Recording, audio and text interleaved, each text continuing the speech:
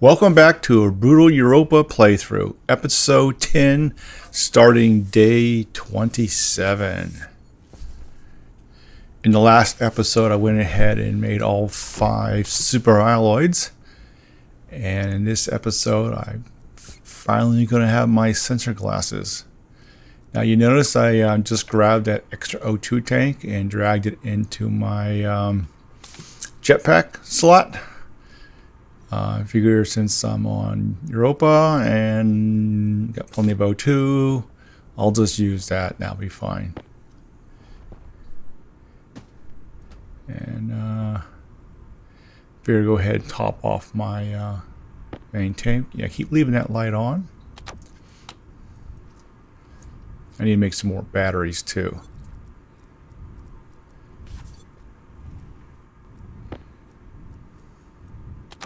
Voila, we have light. Now I've been avoiding making base improvements because I plan to actually make another base and just build it standalone, and then once it's up and functioning, I can go ahead and just I guess I really don't have to dismantle this base. I can just leave it. Doesn't hurt anything. So with the new base, I'll be adding a lot of fancy stuff, far more automation. Instead of taking all my waste gas from the furnaces and just tossing it in the atmosphere, I will probably run it through a Stirling engine to take advantage of all that waste heat. Use that heat for heating up the O2 in the atmosphere. And then finally, once I can't think of anything else to do with that, high temperature gas, so it should be much lower at that point, is go ahead and extract the CO2 from that. I'll need that for the hydroponics, which will greatly expand. And I need to start automating various manual processes and attaining or generating gases that I'm forced to mine for it right now. So, for example, I need to create volatiles, which I can make from plant matter. And if I use a composter, that will give me nitrogen, so I do not have to go mine for that. I also need to obtain vast quantities of CO2.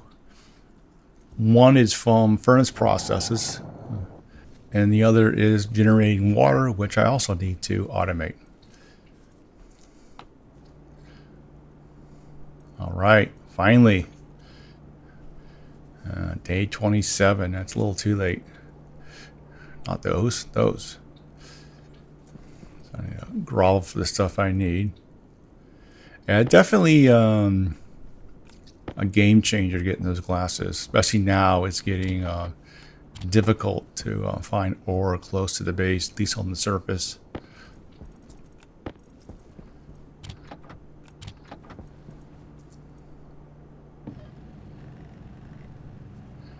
Let that crank. One thing I noticed, I'm really short on electron, so I'm going to have to make a big mining run for that. That just requires silver and gold, so that's not too difficult. I'm going to need some more batteries, so if you're going to go ahead and put a full-size charger inside. I want to upgrade, get rid of all the small batteries and switch everything over to large, so I need to crank those out.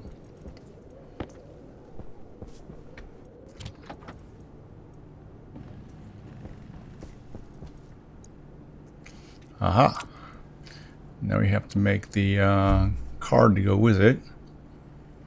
And yep, need a little bit of electron, and I do not have any on the shelf anymore. I've been burning through that stuff. And none there. None there. We only have it here.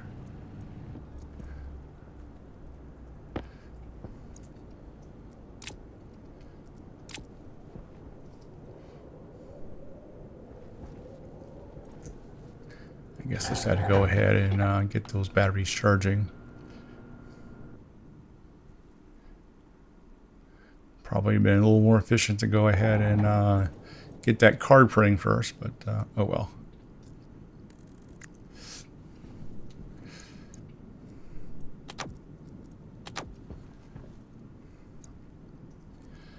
You know, I'm just thinking I'm putting a lot on that normal cable. Wonder how much that battery charger can pull. I'm getting close to needing a transformer in here. Yeah, I guess it's working. All right, we haven't blown the cable yet.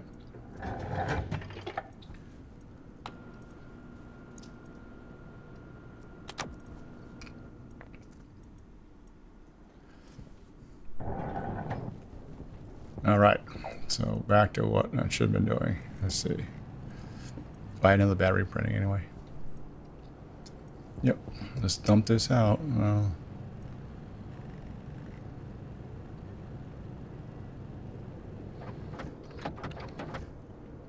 Basically, I need a battery for the glasses.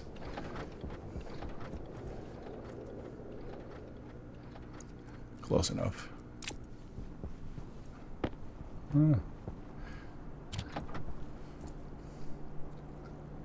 Guess I decided to wait. All right, so got that printing. We only want one.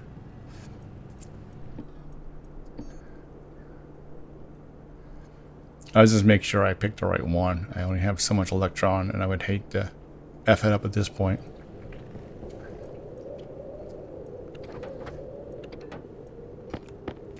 Okay, so I'll take the normal stuff and toss that back in. And then the fancy stuff we'll throw in the shelves.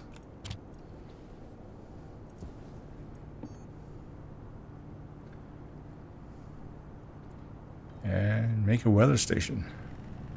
Finally. All right. Got a magic card. That battery should be charged now. The other glasses really go through the power. Aha, magic. You know, I don't think in the beta, I don't think they work as well as they do in the release version.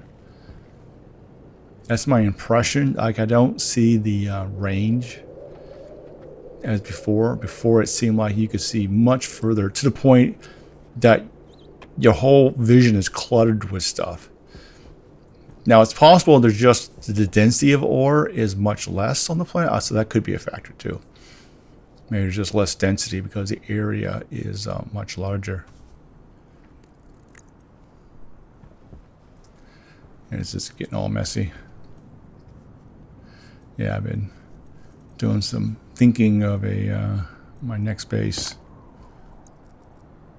Trying to do something interesting on the base design, and I need plastic. Oh.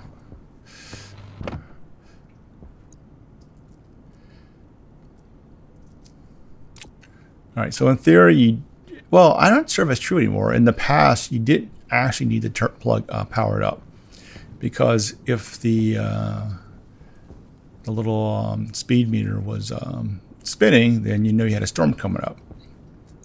But I'm not really sure if that's true in the beta.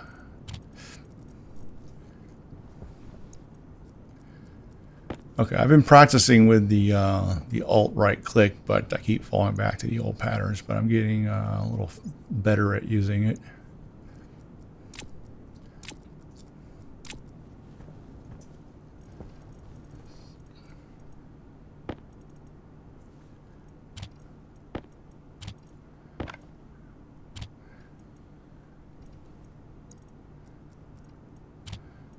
Just kind of grouping things in the 50s here.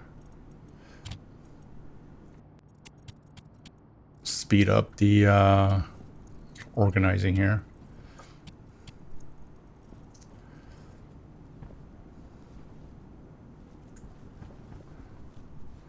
Probably have enough power to leave that beacon on all the time, just so I don't go off and forget to turn it on.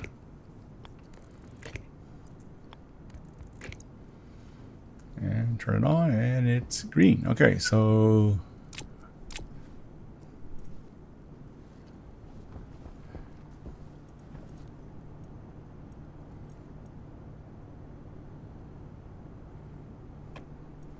think if I should print anything before I go, but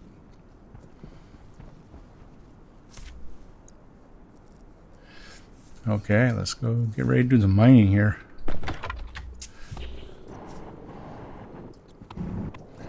Well, we have gold right next to the base. Oh, turn it on. Bunch of gold right next to the base. Yeah, it's funny because I was looking for gold. I need gold and silver. And there's some iron. Probably have to make some steel coming up too. You see these holes I dug down and didn't quite go far enough. Or it's possible I dug down one particular ore and right under it was another chunk ore. Yeah, I guess it's just not as dense. So I guess they're more spread out. The ore patterns are more spread out. That's why you don't see as much. Could be planet dependent too. So maybe different planets have, I believe different planets have different density of ore. Also, since they made the maps a lot bigger, way bigger, I guess that makes sense to reduce the density of ore in any one spot, or you just have so much ore. Okay, we have a region, which so I'm only in one region, so the map is just monstrous. Okay, I'm going to speed up this little sort the ore and change batteries and all that fun and games.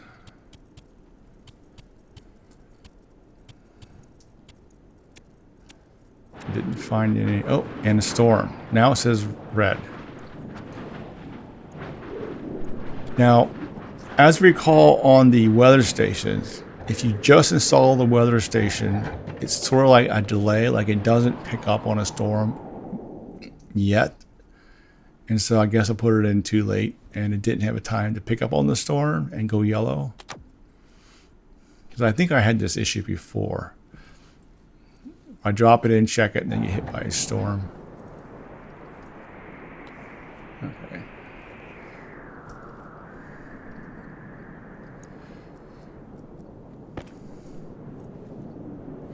Alright, so I'm stuck in the storm. Let's go ahead and automate automation or fill protection on the atmospheric unit.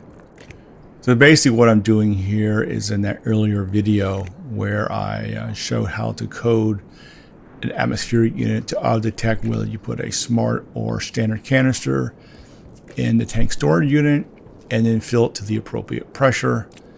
And this so you can drop it in and walk away and not worry about going boom or anything. Also, it allows you to have two tanks, which is what I probably should be doing. And then you just swap the tanks. You don't have to wait for a fill. So I need to do that. All right, so I'm doing the same old thing. I'm just going to try to be gas nice and push the gas out.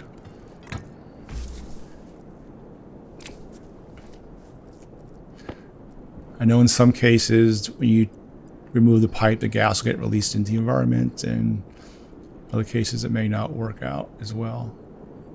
Not really sure. It varies now and then. But I figure I'd play it safe and do that. What I'm doing is I'm playing with the keys. I got to practice with the keys. So you look over there. You can rotate it in 3 different dimensions using the keys on the keyboard. Well, of course the keys are on the keyboard.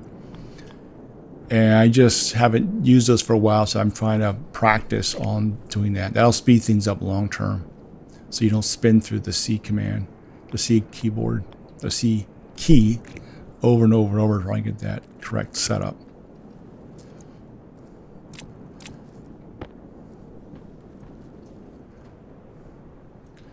Okay, crank this open and need a screwdriver.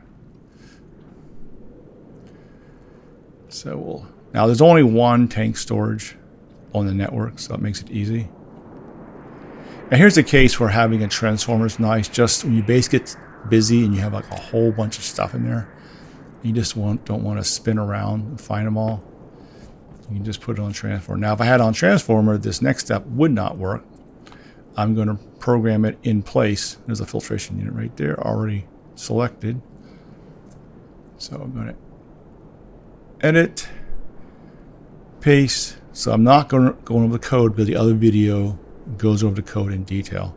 I will put a link to the other video in the description of this video.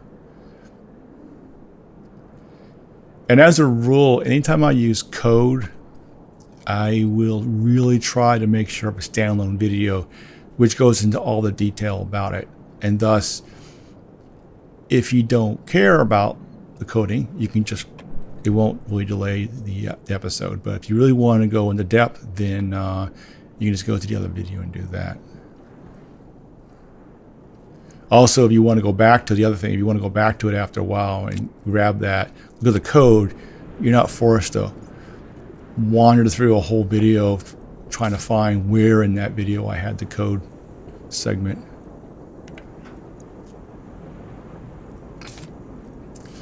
So I'm just taking care of all little things since I'm sort of stuck in here. Now I'm just kind of watching, just make sure that code is working correctly here. And it stopped. Perfect. And you got two. Oh yeah, everything's chart. Everything is got plenty of power right now.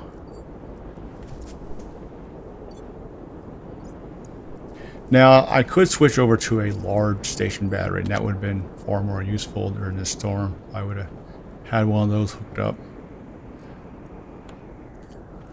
We'll do that. So on the next base, I'll only use large station batteries. Also, I'll go with the large turbines.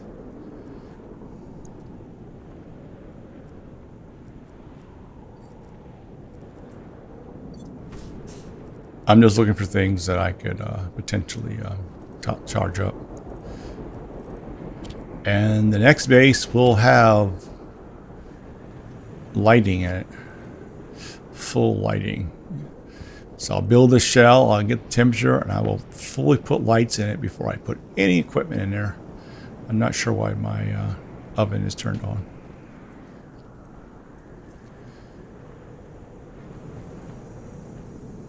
I'm a baked potato. You know, it'll be funny. Let's suggest that feature. The oven should get hotter and hotter the longer you leave it.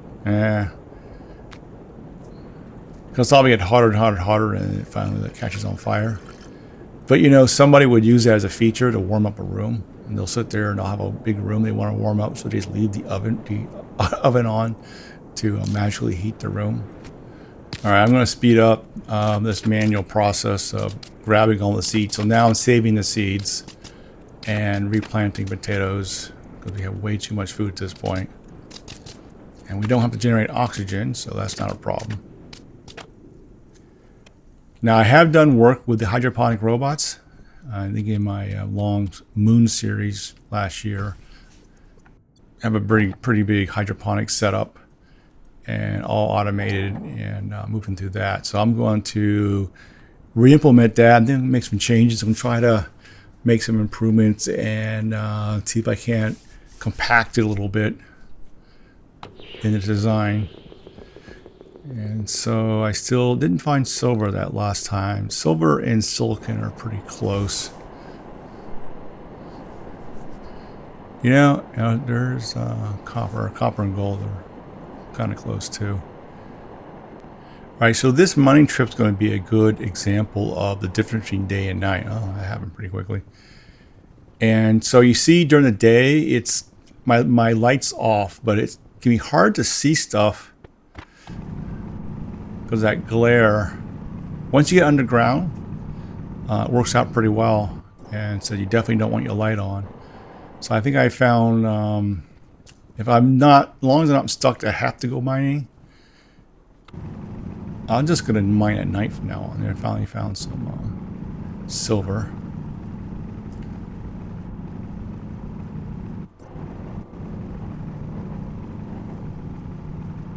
Yeah, go crazy now.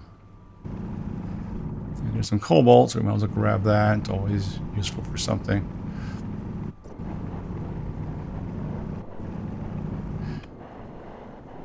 I wonder how big some of the map files get, because every time you drill through here, you create these sort of exceptions to the default terrain generation. So it has to maintain these maps. And the more holes you drill, the bigger the maps get. So I'm curious, with a large multi-month, maybe even multi-year on a single map, how big those files get. I mean, at some point, I assume people get tired of manual mining and switch over to a more automatic way. There's the new deep miner system. So the new deep miner system, that's going to be interesting to get all that set up. Apparently, you're going to use rockets to move ore from one place to another because distances are way too far just to travel between those locations. Let me back up for a moment. So currently, the way deep miners work is you pop a deep miner anywhere, and all possible ores that the planet has will come up from that one deep miner. You get, and just a percentage. So whatever, if it's rich in X, you get more of that. If Y is rare, you get a little bit of that. But you can fully automate it, and you just bring this stuff up. You run through centrifuges, you sort it, you separate it, all this magical stuff, and you basically have this flow of ore just pouring in. And then you can scale it up by putting more deep miners in. And what I'm doing here, I'm making electrum, which is pretty simple to do. And in this case, I'm finally going to go ahead and build that second insulated tank, which I should have done before.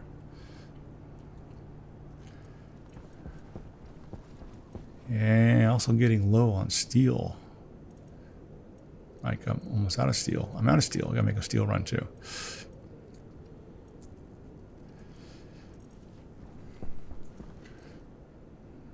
And gravel for steel now. That's pretty sad. 1 gram of steel there. No steel there. Trying to decide what to do. Okay. All my steel's gone. All right, so I am trying to do a simple mining thing here. And I can't do steel right now because I'm just full. Now I could just go ahead and dump the gas out, but I want to save it. So we'll just go ahead and steal the steel there, and we'll do that after the electrum is made. So back to the deep miner. So before you can just put one anywhere. You can replicate them, magic ore, add some furnaces, hookups, ingots come pouring out, add some robots, and you can just have lockers being filled automatically full of ingots, more ingots you can shake a stick at. You can have huge stacks of whatever ingots you like pouring out. All right, that ain't going to happen anymore. With the beta, I got to practice my rotation keys more. And since I have 2 of these, I'm going to steal one of these and switch it over. So what happens now is that the maps are in multiple regions. Each region has a single ore type. And you can scan for that. And if you basically, this region is, I'm not sure what this is, but it'll have 1 ore. So if I place 100 deep miners right here, I only get 1 ore, whatever that ore may be. If I want something else, I'm going to have to go to the other regions and set a deep miner there, and another location. And you see, map's pretty big, and getting around takes a while. Now the next problem is, let's say you set up, all these bases all over the map. Like what, 9, 10 bases around the map. How do you get the ore from way out there all the way back? You're not going to be running, chutes that long. So I guess from discussion, they're going to use rockets. So now you got to fly a rocket from one place to another. And that means you got to keep the rocket fueled And that will be an interesting in-game scenario. So that will keep you busy. You still have the problem of distances. Now you have the rover, which is now available, and you can build it right now in the beta. The rover is a little less. It's about, at least on Europa, I timed it. So it seems like if I run, I'm at like 3 meters per second, apparently. And if I use a rover, it seems like 5 meters per second, a little faster. I mean, I did a distance and I kind of measured it out. And so it is a bit faster, and you can carry more with a rover. You can carry 2 crates. And if you kind of fly, you only have 1 crate you can really carry, and it's kind of hard to fly with a crate in your hand that distance. And then there are discussions of having a shuttle that can fly, but that's not currently in the beta. It's just something that would be nice because the distances are quite a bit, and you can make it pretty hard to make that shuttle, but that would be nice to have a little flying thing to get around the map. So we'll see what happens there. All right, let's make some steel here. Now I was monologuing, and so you notice I did make the electrum. So we have that. I make some steel. Going to sort the ore. So we just a little faster. And we got to fire it back up. It's not quite hot enough, but that's not a big deal. Now, what I don't know I don't think neat miners work for ice. I think for ice, you're stuck. I think it only does normal ore. And that ore is, at least currently, is degassed. So it's already pre-degassed, which makes it easier. So once you're bringing that stuff up, you can just run it right in the furnace. But, of course, now it's going to be separated, so that will make things a little more exciting. Or people will rely on rockets just to go up, and gather ores and not use the deep miners. So I'll have to see how that goes. All right, so since I have a hot oven here, I'm going to go ahead and toss a bunch of other junk in there and build up my storehouse of ingots here. All right, so it's time to hydrate, switch out batteries. Eat a baked potato, I guess.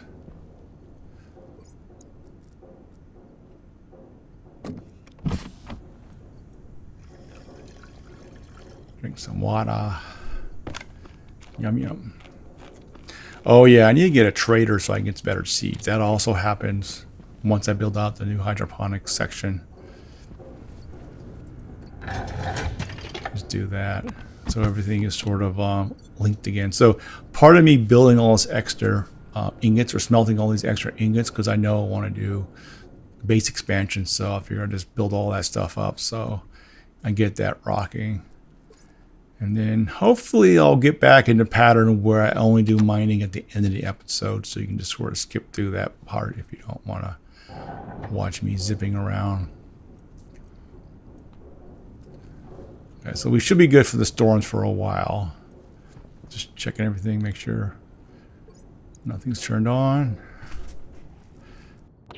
So, yeah, look at that glare. I think the glare is worse on the monitor, and the recording seems to be a little bit better. So just out mining. At least want to get underneath the surface, and like especially trying to read the difference between silicon and silver is kind of difficult with the glaring up at me like that. And we need a bunch more silicon. We're gonna make some insulated stuff. Been burning through that. More gold. Gold just, it's like every time you're not looking for something, you just find it. So might as well.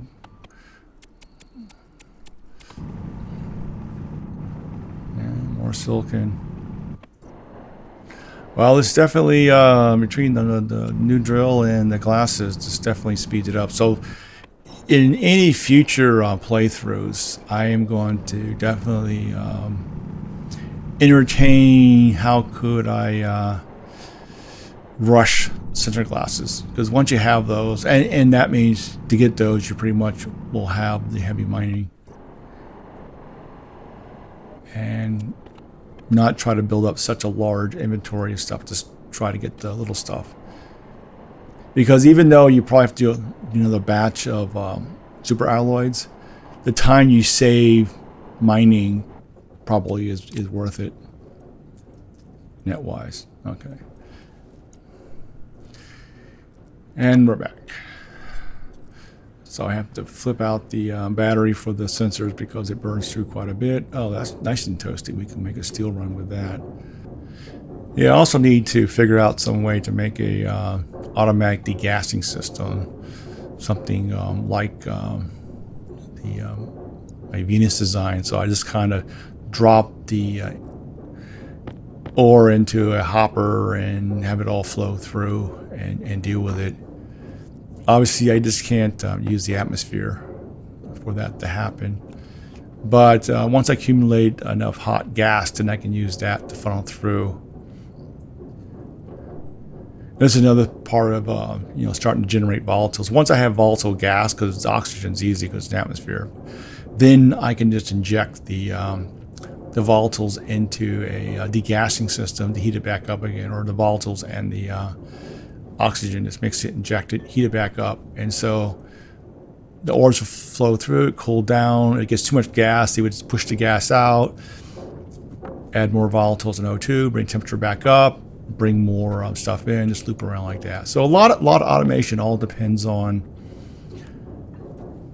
a good supply of volatiles at a and that means not just digging it up and mining it. I want to get something. I have considered making a large batch of volatiles by using the furnace. So like, for example, drop in 1 unit of volatiles and 1 unit of O2, and then you get it hot, and then see how much volatile ice I can drop in there. And I'm trying to think at what temperature will it no longer melt, but it should melt. Even in other words, keep adding the volatile ice until the temperature of the furnace goes down to 20 Celsius. Then pump all that out into a tank. This is sort of like a one-shot deal just to have a volume of volatiles, and with that, I can use that to automate other things until the automatic volatile foam plants is online. And also at the same time, that process will probably generate a lot of CO2. I'm not sure I'm going to keep pollutants. You can do certain things with it. Somebody suggested using phase change, and with pollutants on Europa, that's opens up some scenarios. And I've done phase change on Venus and Vulcan. It's actually on Venus is more problematic because there's a range where there's no gas that you can use for the very high temperatures. But on Vulcan, it works quite well. I haven't looked at the ranges for a cold environment and see how phase change. That's another long-term thing, is to use phase change to separate out gases and do not use filters. So you also want to have a base that has no filters. And here I am trying to. All right, well, this is a little more of a boring episode. A lot of mining, a lot of smelting, a little bit of excitement at the beginning to get the new glasses and storm the fight through. And got some stuff coming up on the next one, so that should pick up a little bit. And I'm just going to sort some more ore here. Let's speed up this last process. So I'm going to smelt a little more smelting, store it, go inside, do the same thing, top off tanks, eat, drink, and get ready for the next episode. And we're down about a little over 35 minutes, since the original video is a little over an hour. So a lot of speeding up. All right. So I'm playing with the batteries yet. All right. So until next time, see ya.